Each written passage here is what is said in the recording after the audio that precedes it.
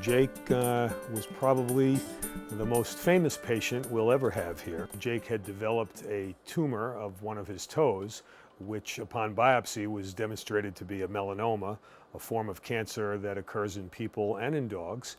And that form has had a poor prognosis, with most animals and people succumbing to it after just 6 months.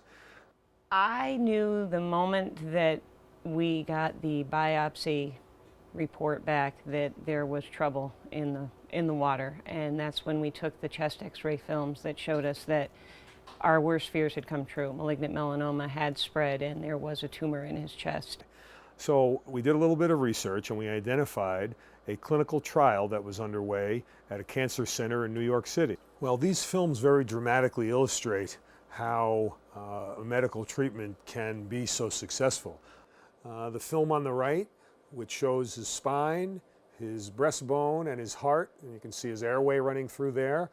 It also shows this mass right in front of the heart, and this mass is triangular and it's fairly large. And you can see after the vaccine was given to Jake that the mass in the front of his heart is much smaller, less than half the size.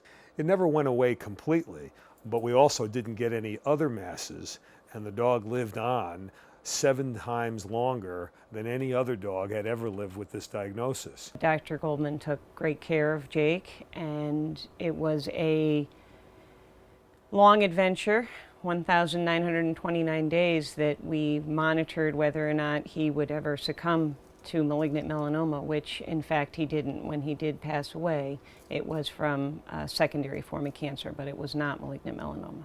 This research was started in mice, and so the connection to basic scientific research involving research animals is very clear. Without that research having been done, Jake would never have lived that long, and perhaps significant to some, this vaccine, which is now being used in people, would not be available for those people. And so that's someone's mother, someone's son, who is alive today, all because of science that was done on animal models.